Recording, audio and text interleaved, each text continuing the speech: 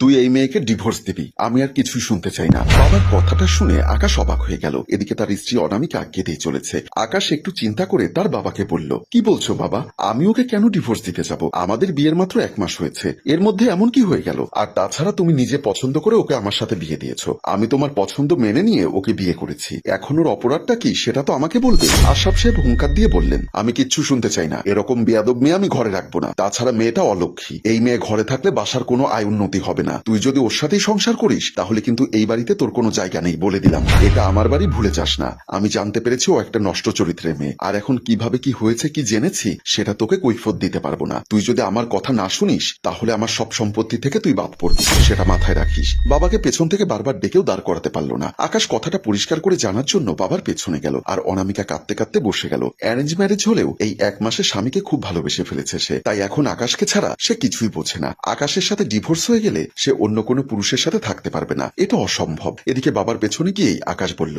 বাবা আমি বুঝতে পারছি তোমার মাথা অনেক গরম, কিন্তু তবু জিজ্ঞাসা করছি, আমাকে তুমি ব্যাপারটা খুলে বলো, কি হয়েছে এমন যে তুমি ওকে ডিভোর্স দিতে বলছো? আশরাফ সাহেব আবারও চোখ রাঙিয়ে বললেন, তুই আবারও আমার কাছে সবকিছুর কৈফিয়ত চাইছিস? তোর কাছে তাহলে এখন বাবার এক কথা যথেষ্ট নয়? আকাশ দম নিয়ে বলল, বাবা আমি তোমার কথা শুনবো অবশ্যই, তবে এই মেয়েটাকে ডিভোর্স দিতে হলে আমার মূল বিষয়টা জানতে হবে, তা না হলে ডিভোর্সের কারণ হিসাবে আমি কি উল্লেখ করব? একটু চিন্তা করে তারপর বললেন, তোর বউ আসলে একটা নষ্টা চরিত্রের মেয়ে, তুই যখন বাসায় থাকিস না তখন অন্য পুরুষ এখানে আসে, ওর শরীরে হাত দেয়, আমি সেটা নিজের চোখে দেখে ফেলেছি। যে মেয়ের শরীরে অন্য পুরুষের স্পর্শে সে কিছু বলে না, তার মতো মেয়ে এই বাড়ির বউ হতে পারে না। বাবার কথা শুনে আকাশ মাথায় হাত দিয়ে ফেলল। এই 1 মাসে সে নিজের স্ত্রীকে অনেক ভালোবেসে ফেলেছে, কিন্তু এই মেয়েটা এমন করতে পারে সেটা যেন তার বিশ্বাসই হচ্ছে না। কিন্তু তার বাবা তো তাকে মিথ্যা কথা বলার মানুষ না। তোর যদি আমাকে এখনো বিশ্বাস না হয় তাহলে নিজের বউকে গিয়ে প্রশ্ন কর ওর শরীরে অন্য পুরুষ হাত দেয় কিনা। আকাশ বাবার কথায় অগ্নিচক্ষু নিয়ে অনামিকার কাছে চলে গেল। অনামিকা ততক্ষণে বিছানায় গিয়ে ধপ করে বসে পড়েছে। তার জীবনতরী এখন গভীর সমুদ্রের ঠিক মাঝখানে। তার জীবন কোন দিকে এগিয়ে যাবে, নাকি সে স্বেচ্ছায় নিজের জীবনতরী ডুবিয়ে দিবে, কিছুই বুঝতে পারছে না। এমন সময় আকাশ এসে হাত ধরে তুলে বলল, তোকে বিয়ের আগে 1 মাস সময় দিয়েছিলাম আমাকে জানার জন্য, প্রতিটা দিন তোর সাথে আমি রাত দিন কথা বলেছি যেন আমাদের মধ্যে সম্পর্কটা গভীর হয় আর নিজেরা সংসার করতে পারবো কিনা সেটা জানতে পারি। তখন আমি প্রশ্ন করেছিলাম তোর আর কোনো সম্পর্ক আছে কিনা, তুই বলেছিলি তোর জীবনে আগে অন্য পুরুষ ছিল, কিন্তু এখন তার সাথে আর কোনো সম্পর্ক নেই। একথা ঠিক? অনামিকা মাথা নাড়ালো। তোর সাথে আমার বিয়ের কয়েকদিন পরে আমি তোর মোবাইলে অন্য ছেলের কুপ্রস্তাব পাই, যেটা নিয়ে তোকে প্রশ্ন করলে তুই আমাকে প্রথমে আজে বাজে কথা বলেছিস, পরে যখন আমি তোকে সব প্রমাণ সহ ধরি তারপর তুই আমার কাছে স্বীকার করেছিস তুই সেই ছেলের সাথে রাত কাটিয়েছিস, কিন্তু আমার সাথে কথা হবার পরেও তুই অন্য ছেলের সাথে আর যোগাযোগ করিস না, শুধু আমাকে ভালোবাসিস, কিন্তু আমাকে ভয় বলতে পারিসনি। আমি সেটাও মেনে নিয়েছি কিনা। অনামিকা আবারও মাথা নাড়ালো। আকাশ এবার আরো রেগে গিয়ে বলল, তাহলে অন্য পুরুষ তোর শরীরে হাত দেয় কি করে? অনামিকা চুপ করে চোখের জল ফেলছে। আকাশ বলল, এ কথা যদি সত্যি হয় আমি তোকে আমার বুকে ঠাঁই দিতে পারবো না, আমি খুব দ্রুত তোকে ডিভোর্সের কাগজ পাঠিয়ে দিব, তুই এক্ষুনি আমার বাসা থেকে বেরিয়ে যাবি। বলে আকাশ চলে গেল। অনামিকা বিছানায় বসে ভেঙে পড়ল। সে মনে করলো আজ সকালের কথা, সেই ঘটনার কথা যার জন্য তার এখন এই অবস্থা। আজ সকালে অনামিকা যখন অফিসে যাওয়ার জন্য বের হচ্ছিল তখন তার শ্বশুর এসে বলল, অফিসে যাচ্ছ বুঝি, আমি নামিয়ে দিয়ে আসি? অনামিকা কিছুটা ভ্যাবাচাকে খেয়ে বলল, না বাবা আমি চলে যেতে পারবো। তিনি আবার পথ আটকে বললেন, আমি তোমাকে নামিয়ে দিয়ে আসলে কি সমস্যা, নাকি অফিসের নাম করে অন্য কোথাও যাচ্ছ? আমার ছেলেকে ঠকাচ্ছ তাই না? অনামিকা অবাক হয়ে বলল, প্রতিদিন অফিসে যাই আর অফিস থেকে আপনার ছেলের সাথে কথাও বলি, আপনি যদি এভাবে মিথ্যা কথা বলেন তাহলে নিশ্চয়ই ও বিশ্বাস করবে না। আশরাফ সাহেব আরো রেগে গিয়ে বললেন, তুমি তাহলে আমার কথা রাখবে না? কোন কথা রাখার কথা বলছেন বাবা? আমাকে অফিসে দিয়ে আসার কথা নাকি আপনার সাথে বিছানায় যাওয়ার কথা? এই দুটোর একটাও আমি রাখতে পারবো না। শুধুমাত্র বাবার স্থানে বসিয়েছি বলে সম্মান করছি, আর আপনার মান সম্মান যেন নষ্ট না হয় তাই আপনার ছেলেকে এখন পর্যন্ত কিছু বলতে পারি। কথাগুলো বলে অনামিকা বেরিয়ে গেল। আশরাফ সাহেব ভাবলেন, আজ তোর মুখের ডায়লগ বন্ধ করে দিব, দেখ কি করি। অনামিকা জানে তার শ্বশুর কেন তার সাথে এমন করছে। তাকে এত বড় অপবাদ দেওয়ার একমাত্র কারণ তার শ্বশুর চায় তার সাথে সময় কাটাতে, যেটা বাবা মেয়ে কিংবা শ্বশুর পুত্রবধূর মতো নয়, বরং হারাম সম্পর্কের প্রস্তাব নিয়ে আসে তার শ্বশুর। বিয়ের পর থেকে নানা রকম কাজ করার সময় তার শ্বশুরের চোখের নজর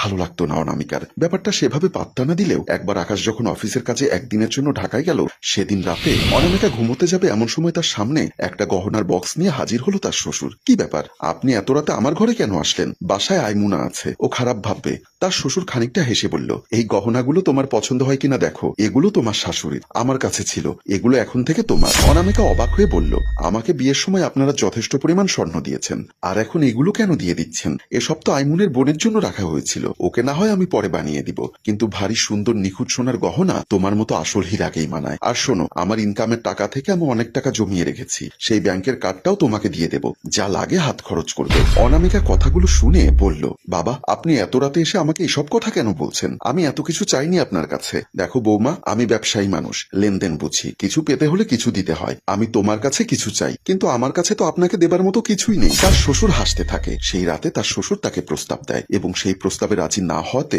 এক পর্যায়ে জোর করতে চাইলে তার চিৎকারে আইমন চলে আসে। সেবার কোন রকম অনামিকা বেঁচে যায়। কয়েকদিন পর অনেকের সামনে ডিভোর্স পেপার হাতে দাঁড়িয়ে আছে আকাশ। অনামিকার চোখ থেকে জল গড়িয়ে পড়ছে, কিন্তু আজ আর তার কোনো উপায় নেই। এখন সে চাইলেও মুখ ফুটে সব কথা বললেও আকাশ বিশ্বাস করবে না। ডিভোর্স করে সাইন করে বাসা থেকে বিদায় হয়ে যাও। তোমার মতো মেয়ে আমার স্ত্রী হতে পারে না। আশরাফ সাহেব বললেন, আমাদের বংশের মান সম্মান নষ্ট করেছিস তুই। তোর মতো মেয়ে আমাদের পরিবারে দরকার নেই। কি দিতে পেরেছিস আমাদেরকে? তখনই আমি এসে বললাম, ঠিক বলেছো বাবা, আমি তোমাদেরকে কিছুই দিতে পারিনি। বিশেষ করে তোমাকে তো কিছু দিতেই পারিনি। তোমার কথাও রাখতে পারিনি। বুড়ো বয়সে শ্বশুর একটা আবদার করেছিল, সেটা রাখলেই বা কি হতো? এত স্বামী ভক্ত হওয়ার দরকার কি ছিল? তাই আজকে তোমার এই পরিণতি ভাবি। আকাশ বলল, তুই কোন আবদারের কথা বলছিস? কিসের কথা বলছিস? আমি তো কিছুই বুঝতে পারছি না। তুই যদি বুঝতে পারতি ভাইয়া, তাহলে এমন বউ ঘর থেকে বিদায় করার চিন্তা করতি না জীবনে। ভাবির মতো স্ত্রী পেতে ভাগ্য লাগে, আর তুই সেই ভাগ্য পায়ে ঠেলে দিচ্ছিস। আশরাফ সাহেব বলল, ঘরে যা, বড়দের বিষয়ে কথা বলার দরকার নেই। হ্যাঁ বাবা, তুমি আমাকে ঠিক এই কথাটাই বলেছিলে। বাবা, তুমি ভাবির সাথে এমন একটা জঘন্য কাজ করতে পারলে? তুমি কিভাবে ভাবিকে এই প্রস্তাব দিয়েছো?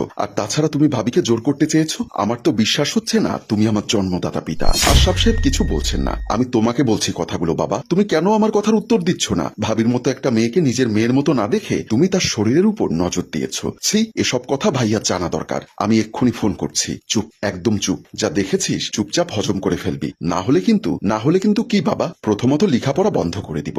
একটা টাকাও আমি দেব না। এতেও যদি কাজ না হয় তাহলে বাসায় লোক ঢুকিয়ে দেব। আইমুনা অবাক হয়ে বলল, তুমি কি সত্যি আমার বাবা? বলো, তুমি নিজের মেয়েকে অন্য লোক দিয়ে ধর্ষণের ভয় দেখাচ্ছ? ভয় দেখাচ্ছি, কিন্তু কাজ তো করাইনি। ভালো চাস তো চুপচাপ থাকবি, সাবধান।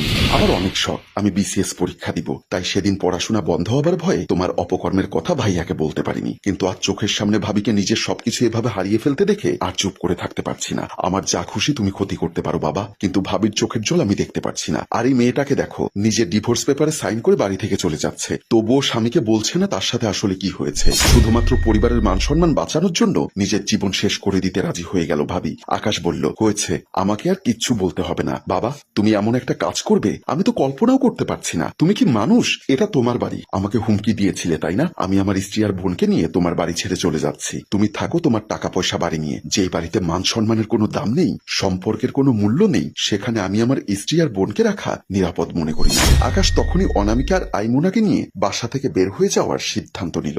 সম্মানিত ভিউয়ার্স, সত্য কথা কখনোই চাপা থাকে না, এটাই সত্যের ধর্ম। অতএব পাপ থেকে দূরে থাকুন। মনে রাখবেন, পাপ বাপকেও ছাড়ে না। গল্পটির রচনা ও পরিচালনায় ক্যামেরায় শিহাব ও শাকিল এবং প্রযোজনায় মঞ্জুর মোর্শেদ। ধন্যবাদ।